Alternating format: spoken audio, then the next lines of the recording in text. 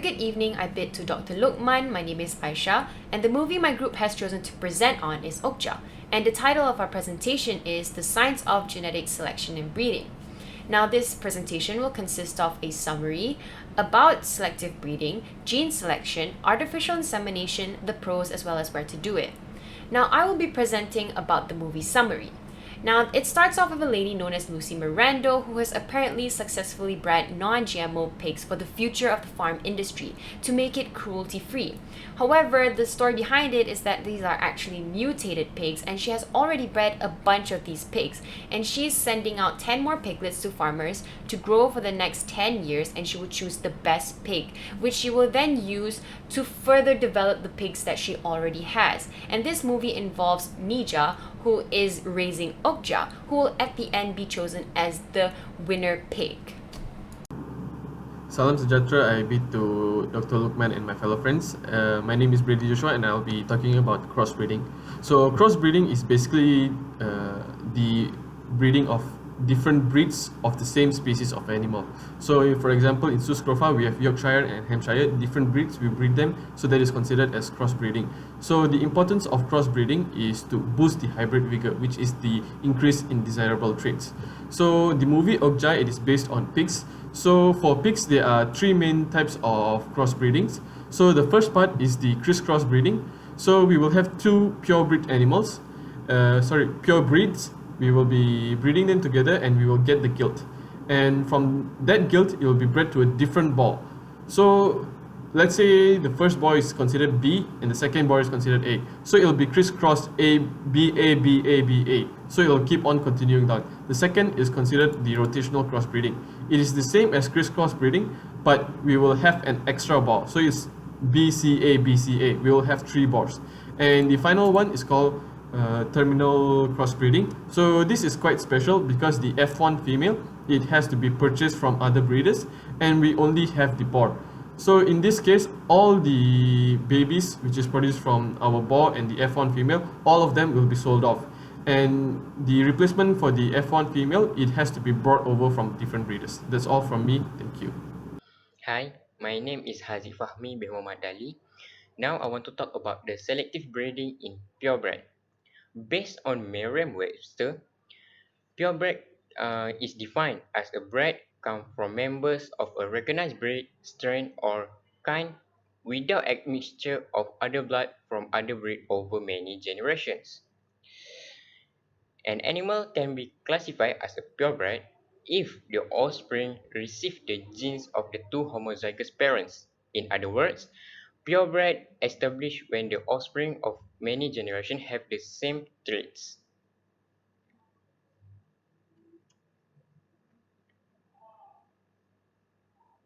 Assalamualaikum and hi, my name is Ahmad Jafni bin Ahmad Izzat. So, in this slide, I would like to explain to you about the tool used in gene selection or the CRISPR-Cas9. So, for the first tool that used in the CRISPR-Cas9 is the PCR machine used to amplify the the target DNA, and then the gel electrophoresis to separate the mixture of DNA, RNA or protein according to the molecular size, and then the stem cell. It used for screening and it can be developed into a new cell. And then the DNA polymerase is used to responsible for the process of the DNA replication. And then the gRNA, also known as guiding RNA, is used to recognize the target DNA of interest and direct the Cas nucleolase for editing. And then the Cas9 used to editing the genome by removing, adding or altering the DNA sequences. Hi, my name is Ahmad Nabi Muhammad Azlan. Now, I will present about the methodology of CRISPR-Cas9. In order to manipulate the gene, we are going to use the guided RNA, and the CRISPR machinery will cut the gene that we want to modify. Then, inside the cell would be a repair machinery such as non-homologous end joining, which is known as NHEJ, or homologous directed repair known as HDR mechanism. Next is the doing electroporation. By doing this thing machine, it can transfer the gene inside the cell by using electric current. Then take the transfected cell and place it on the fresh plate and allow it to grow. As the cell have grown, the transfected colonies will be determined by the frequency of successfully, then sorting out the successfully transfected cell pool. After that, put the successful transfected cell in a new plate, then establish the single cell clones. The next one is screen the clones for edit and characterize the successful edits. As you want to see the visually, you can go to the link as below. Thank you. Hi, Assalamualaikum and a very good evening to Dr. Luqman. My name is Muhammad Fairuz bin Ali. So today I would like to present my part, which is a step in artificial insemination. So first step, we have to make sure the animal is on heat. Second, we have to clean the animal. And third, we have to stimulate the animal. And number 4, we have to restrain the animal carefully. And number 5, we have to insert the rod to the vagina. And number 6, we have to do for the insemination. So before that, we have to prepare the tools for the artificial insemination. There are a few lists of the tools for the artificial insemination, which consists of a liquid nitrogen tank, semen straw tweezer, semen towing unit, plastic sleeve, scissor, cover sheet, sterile lubricant, inseminating rod or gun, and lastly is thermometer.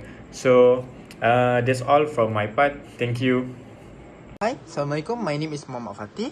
Now I'll be discussing about the pros of selective breeding. There's a lot of benefits that we can get from doing selective breeding. First is the characteristic. Okay, when we do selective breeding, we're gonna create a new whole youth variety and traits of offspring like we want, the upgrade one of that species. Okay, and the second one is the disease. Basically, we helps to eliminate disease, which screening for particular disease that helps farmers or researchers to control them. And then we gonna get higher profit with good animals. Yield will be much greater. We contribute to our profit. And then the copyrights. Anyone can do selective breeding as much as they want. It does not require patent, just the knowledge.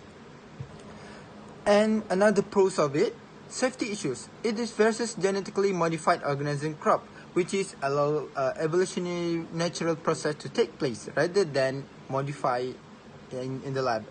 And then it's sustainable chain, sufficient calories, people will being fed effectively, which can eliminate hunger because of yield production. And then fitter and the stronger animal. Thing that we want the most, survival in most conditions, preserving human food supplies in the future. Thank you. Okay, my name is Muhammad Afiq Hazim bin Muhammad Lazim. So I will present about the company that supply artificial insemination. So as we can see from the slide, the company supply for this artificial insemination is located at the Seberang Perai, Penang, and the example of the tools is a dummy saw, ball semen bottle, and pregnancy tester. Okay, for the company that supply bull semen, it's located at the Texas, United States, and the semen contain a various is come from a various breed. For example, Angus, Hereford, and Shorthorn. Okay, so this is our reference. So I think that's all from us. Thank you and have a great day, Dr. Luqman.